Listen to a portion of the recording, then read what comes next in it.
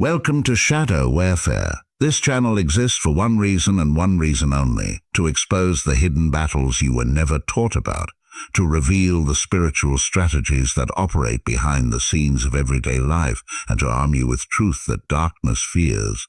This is not entertainment. This is not superstition. This is spiritual intelligence for people who know that what you can't see is often more dangerous than what you can.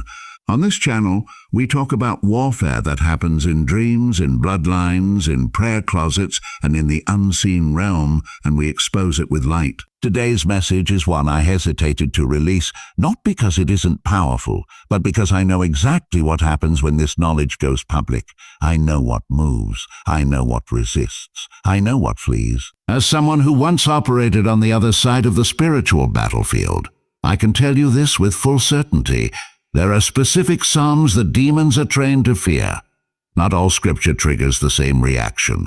Not every verse causes panic. But there are warfare psalms that function like spiritual alarms, and when they are spoken with understanding, authority, and alignment, every demon assigned to your life recognizes the signal and retreat. If you've ever felt unexplained resistance when you try to pray, if you've noticed cycles that repeat no matter how hard you try to break free, if you've experienced sudden fear, heaviness, confusion, or spiritual fatigue without a logical cause, then listen to me carefully.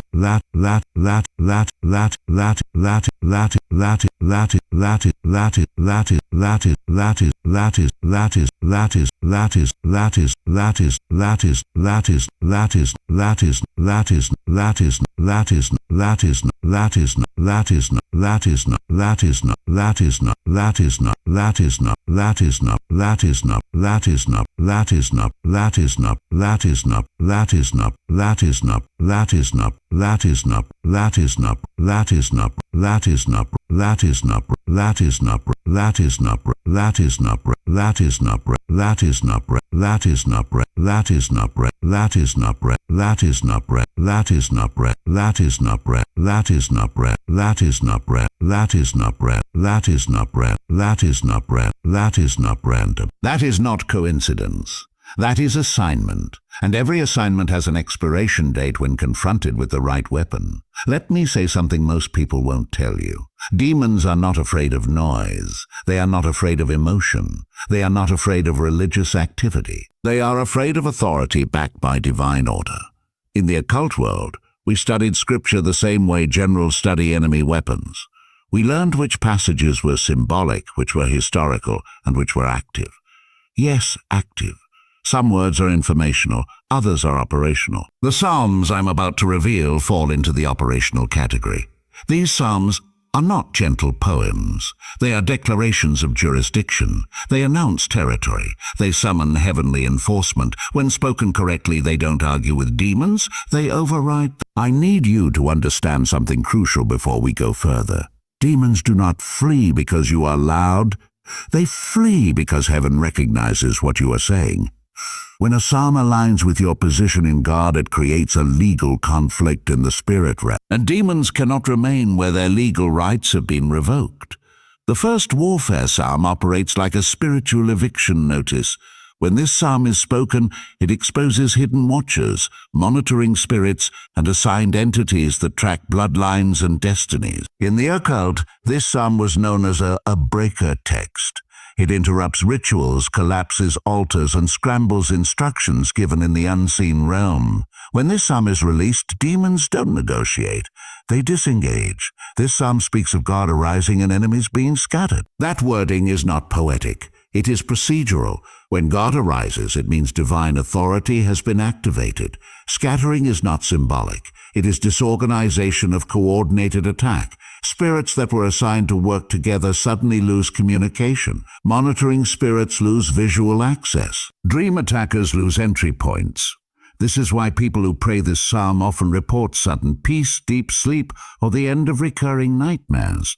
The assignment collapses because the command structure collapses. When I was still operating in darkness, we were taught to avoid households where this psalm was spoken consistently, not occasionally. Consistently. Demons could enter, but they could not remain. And demons that cannot remain cannot complete missions. The second warfare psalm is feared because it removes protection from dark assignments. Many people don't realize that demons operate under covering, just like humans do. They have ranks, shields, and time permissions. This psalm strips that cover. When it is spoken, angels are authorized to pursue, not just defend. This is not a psalm of survival, it is a psalm of reversal. This psalm calls for the confusion of the enemy's path. In the spirit realm, paths represent strategy. When paths are confused, demons attack the wrong targets, miss timing windows, and self-sabotage assignments. That's why after praying this psalm, people often see sudden exposure of hidden enemies, unexpected justice, or the collapse of plans formed against. What looks like coincidence in the natural realm is actually precision in the unseen. Let me be very clear here. These psalms do not work as magic formulas. They work when the speaker is aligned with the authority behind the words. This is why demons mock empty repetition but flee from informed declaration. Knowledge terrifies darkness. The third warfare psalm is one of the most dangerous to demonic presence because it invokes angelic deployment. In occult practice, angels were never underestimated. They were avoided. This psalm doesn't ask angels to observe. It commands pursuit. It authorizes chasing, overthrowing, and removal. When this psalm is spoken, it activates what we used to call the pressure zones, areas where demons feel compressed, exposed, and unstable. They begin to experience what humans experience as anxiety, except amplified. That's why some people feel sudden resistance right before breakthrough. It's not you struggling, it's the enemy losing ground. This psalm also deals heavily with identity theft. Yes, identity theft. In the spirit realm, demons attempt to steal destinies, delay callings, and hijack timelines. This psalm restores original assignment by dismantling counterfeit authority. People who pray this psalm consistently often experience clarity, direction, and boldness returning after long periods of confusion. Now listen to me closely, because this next part matters. The fourth warfare psalm is the one demons fear the most, not because of its aggression, but because of its finality. This psalm closes doors permanently. It doesn't pause attacks, it ends them. In occult circles, this psalm was considered a seal break. Once spoken, certain doors could never be reopened. Certain permissions could never be reclaimed. This psalm declares the Lord as a fortress, not a visitor. A fortress is permanent. It means territory is claimed and guarded. Demons cannot occupy what has been fortified. They can observe from a distance, but they cannot enter.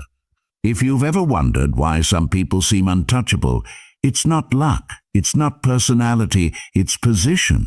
And these psalms establish position. Let me say something that might shock you. Demons know the psalms better than most believers. They know which ones are dangerous. They know which ones carry authority. And they know when someone finally understands what they're speaking. That's why resistance increases right before freedom. That's why distractions appear when you decide to pray. That's why fatigue hits when you open scripture. It's not coincidence. It's fear. Fear of exposure, fear of eviction, fear of termination. Now listen carefully, because understanding how to release these psalms is just as important as knowing which ones to speak. In the spirit realm, timing is language. When you speak at the right moment, heaven responds faster than when you shout at the wrong one. Demons operate on schedules, cycles, and access windows. That is why attacks often intensify at night during transitions, before breakthroughs, or when someone is close to stepping into purpose. Warfare psalms interrupt those windows. One of the biggest mistakes people make is treating psalms like comfort verses instead of legal instruments. These are not lullabies. These are court documents. When spoken with clarity, they summon witnesses, invoke judgments, and enforce rulings that already exist in heaven. Darkness does not flee because you are emotional. It flees because a higher authority has been invoked. When you speak a warfare psalm, you are not asking God to notice your problem. You are reminding the enemy that the case was settled long ago. Demons understand verdicts. They understand hierarchy. They understand consequences. Let me explain something most people never hear. Demons are assigned based on openings. Openings can come through bloodlines, agreements, trauma, ignorance, or prolonged fear. But assignments remain active only as long as they are legally justified. Warfare psalms challenge legality. they force a review. And when a review happens, anything unauthorized must withdraw. This is why consistency matters. One declaration can shake an assignment.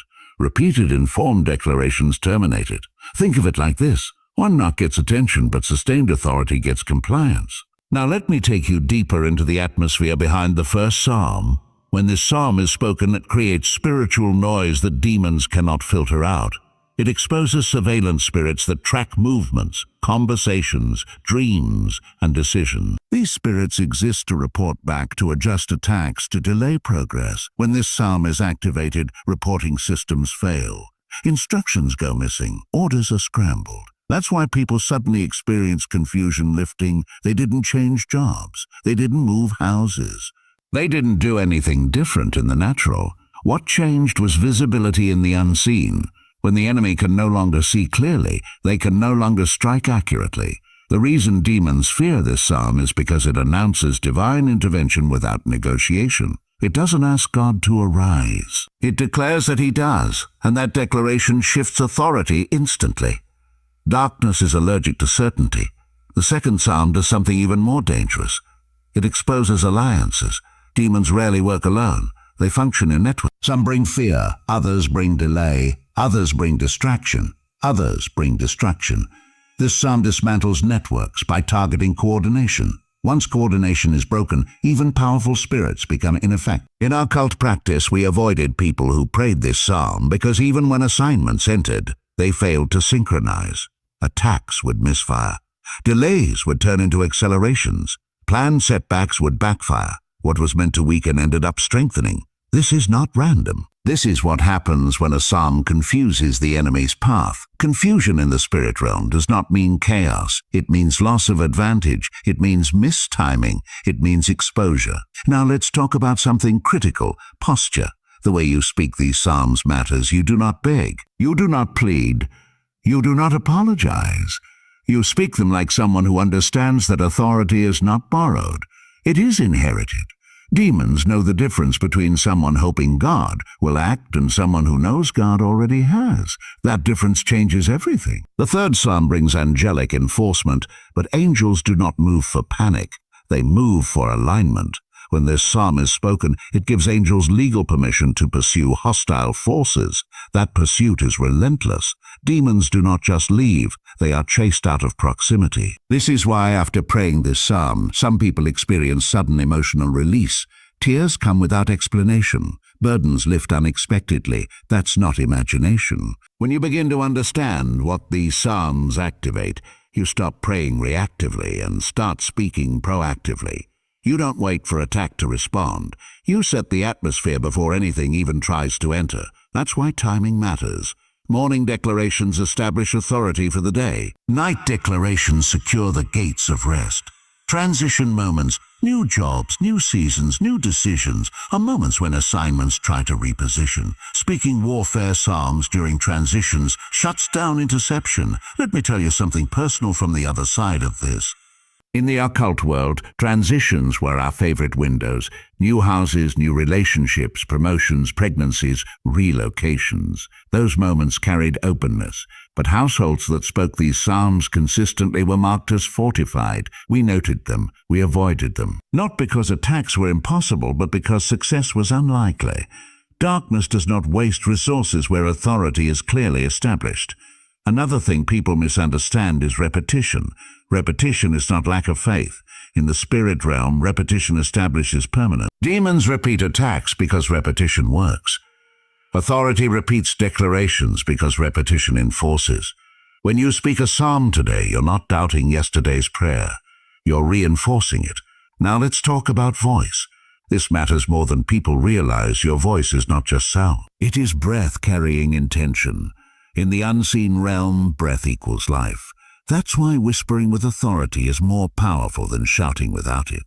You don't need to scream. You need to be settled. When you speak a warfare psalm, imagine you're reading a verdict out loud, calm, certain, unmoved.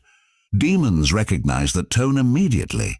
Panic confuses angels. Certainty mobilizes them. Another mistake people make is mixing warfare with fear language. Saying, I hope, I'm scared, please don't let. weakens the declaration. Not because God is fragile, but because authority language matters. The Psalms are already written in authority language. Let them lead. If fear rises while you speak, keep going. Fear surfacing means exposure is happening. Suppressed fear loses power once it is confronted with truth. Now listen carefully. Warfare Psalms are not about attacking demons directly. They are about invoking God's nature in the environment. Darkness cannot survive where God's nature is recognized and honored. That's why these psalms speak about refuge, fortress, shield, pursuit, judgment, scattering. They describe who God is in relation to opposition. When you declare who God is, demons automatically understand who they are not. This is why these psalms work even when you don't name specific spirits. Naming is not necessary when authority is present. Demons self-identify when exposed to light. Let me address something many people struggle with silently. Why do attacks return after prayer? Because some assignments retreat temporarily to test consistency. They probe for gaps. They wait for silence. Silence is not weakness, but unguarded silence can be interpreted as surrender. That's why daily acknowledgement of God's authority matters. Not long sessions, not emotional moments, simple, consistent alignment. A sentence spoken daily with understanding does more damage than an hour spoken once with desperation. Now here is something that will shift how you pray forever. Warfare Psalms don't change God's mind. They change jurisdiction. God is not waiting to be convinced. Heaven is waiting to be authorized. Authority on earth releases enforcement from heaven. That's why Jesus said authority was given to those who believe. Authority is delegated, not earned. These psalms remind you who you are standing with. If you've felt tired lately, spiritually drained, mentally foggy, or emotionally heavy without reason, that's often a sign of low-grade, long-term resistance. Not intense attacks, but constant pressure. Warfare Psalms remove pressure by removing proximity. Pressure exists when something is close. Distance restores peace. That's why peace often returns suddenly, not gradually. Suddenly, because something left. You may not see demons flee, but you will feel the atmosphere shift. Thoughts slow down. Anxiety loosens. Clarity returns. Sleep deepens. Motivation reappears. Those are not psychological tricks. Those are environmental changes. Let me say this clearly. You are not crazy for sensing spiritual weight. Sensitivity is not weakness. It becomes strength when paired with understanding. Now, as this message goes deeper, I want you to understand this is not about becoming obsessed with demons. Obsession feeds fear. Awareness establishes control. We don't magnify darkness. We magnify authority. The goal is not to fight forever. The goal is to live free. And freedom looks boring to people who thrive on chaos. But in the spirit realm, boring is fortified.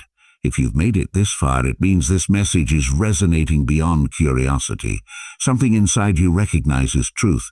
That recognition itself is protected. In the next continuation, I'm going to walk you through how to speak these psalms over your home, your mind, your sleep, and your future, without ritual, without fear, and without burnout, because sustainable authority is the kind that lasts. Before I go any further, I need to correct a misunderstanding many people carry without realizing it.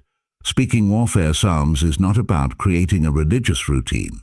Routine without awareness turns power into habit, and habit dulls sensitivity.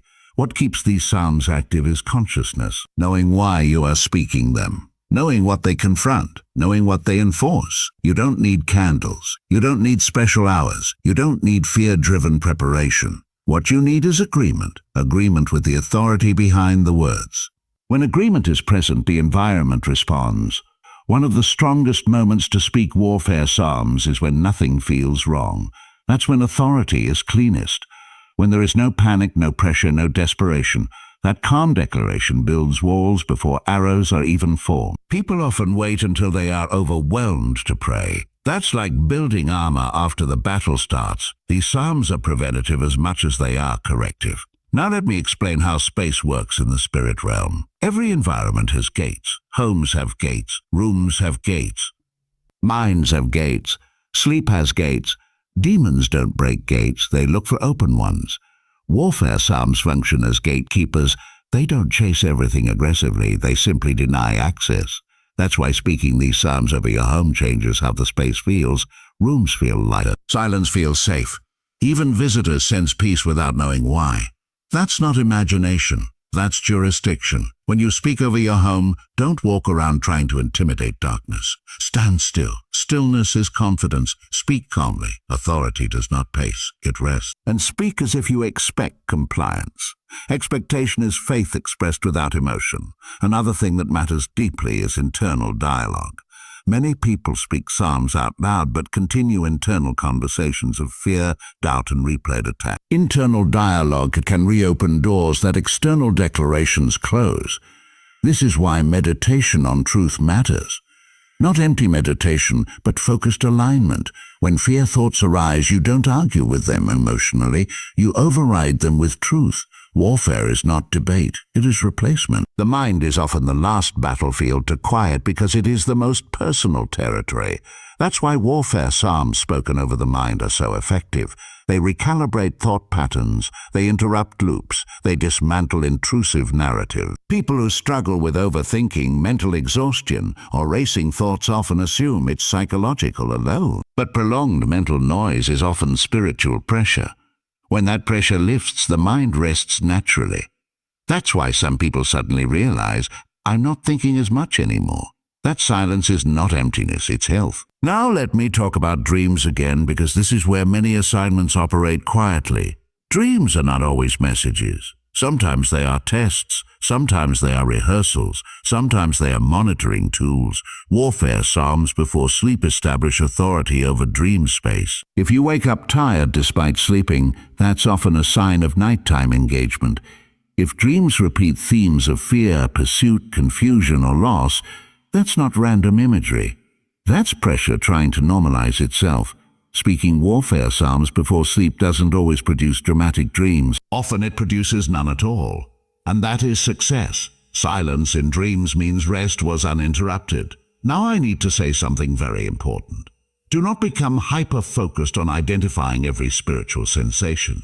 Obsession creates anxiety. Authority creates stability. You don't need to label everything. You just need to maintain alignment. The moment you feel the urge to overanalyze, return to simple declaration. Simplicity starves confusion. Another truth people rarely hear is that joy is a weapon, not forced happiness but settled joy. Demons struggle in environments where joy exists without obvious cause. Joy signals confidence. Confidence signals authority. Authority signals danger to darkness. That's why laughter returns after breakthrough. That's why creativity reawakens. That's why motivation resurfaces. Those are signs of reclaimed territory. If you felt disconnected from yourself lately, like something has muted your personality or dimmed your passion, that's not who you are. That's pressure-suppressing expression. When pressure leaves, you recognize yourself again. Now listen closely. You do not need to confront every attack verbally. Some victories are maintained through silence. Silence backed by authority is powerful. Silence backed by fear is not. How do you know the difference? Peace accompanies authority. Anxiety accompanies fear. Learn that distinction and you'll know when to speak and when to rest. Another thing that matters is community, not crowds. Alignment. Being connected to others who understand authority reinforces atmosphere. Even one aligned person in a home changes the entire environment. That's why darkness tries to isolate people who are waking up. Isolation weakens reinforcement. Awareness breaks isolation. If you're watching this and you felt alone in your understanding, know this: you are not isolated. You are just early. Early awareness often feels lonely. But it also carries responsibility. Not to fight everyone, but to stand firmly. Now, as we move toward the deeper closing of this message, I want you to understand that nothing about your life is random. The resistance you felt corresponds directly to the potential you carry. Pressure is applied where impact is possible. Demons are not assigned to insignificant lives. They are assigned where influence exists. If nothing was at stake, nothing would resist you. Let that truth settle. You are not under attack because you are weak. You are resisted because you are dangerous when aligned. And alignment is what these warfare psalms restore. In the next continuation, I'm going to bring this together. How to live daily without fear, without obsession, without burnout, while maintaining authority that causes darkness to keep its distance, and then I'll bring this message to a strong, decisive close. As we come closer to the end of this message, I want you to release the idea that authority means constant vigilance. Authority is not stress. Authority is not paranoia. Authority is settled awareness. When a king sits on a throne, he does not patrol the borders himself. He rules from position and enforcement moves on his behalf. That image matters because many people exhaust themselves trying to guard everything manually. These warfare psalms were never meant to make you anxious about the unseen. They were meant to remind the unseen who you belong to. Once authority is established, life should feel lighter, not heavier. Decisions become clearer. Relationships become easier to discern. You stop forcing outcomes. You stop chasing validation. You move with confidence, not urgency. Urgency is often fear disguised as productivity. Authority is patience backed by certainty. Let me dismantle one final lie that keeps people bound. The lie that spiritual strength means constant seriousness. It does not. Strength is often quiet. It laughs. It treats. It enjoys peace without guilt. Darkness thrives on tension. Relaxed confidence disrupts it. That's why people who truly walk in authority don't feel the need to announce it. Their presence speaks. Their environment reflects it. Their peace becomes disruptive. Now hear this carefully. You do not need to prove anything to the enemy. Proof is insecurity. Authority assumes compliance. When you speak these psalms, you are not trying to convince demons to leave. You're informing them that they already have. If something tries to return, that doesn't mean failure. It means testing. And tests are passed through consistency, not escalation. You don't need new weapons every week. You need mastery of the ones you already have. The Psalms are ancient, but they are not outdated. They predate modern darkness. They were forged before systems, hierarchies, and names changed. That's why they still work. Authority doesn't expire. If you've ever wondered why these words still carry weight centuries later, it's because truth does not decay. Now take a moment and reflect on how you feel right now. Not emotionally, but internally. Is there calm? Is there clarity? Is there a sense of grounding? That's not just this message. That's alignment beginning to settle. You don't need to remember every word I said. You don't need to memorize explanations. What matters is that something shifted in how you see yourself. You are not at the mercy of invisible forces. You are not surrounded by chaos without defense. You are positioned with an authority that darkness recognizes immediately.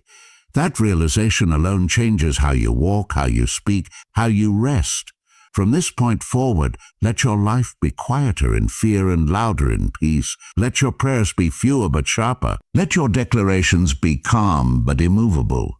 And when you speak the Psalms, speak them knowing this: you are not summoning power, you are standing in it. Darkness flees not because you are dramatic, but because you are alive. If this message reached you at the right moment, if something inside you feels steadier than when you started, then understand this was not accidental. Light finds those who are ready to carry it. Stay aware, stay grounded, stay alive. This is Shadow Warefare, not a channel of fear, but of authority. And now you know why these warfare psalms make every demon assigned to you flee in fear. Stand firm, walk free, and let peace guard what authority has claimed.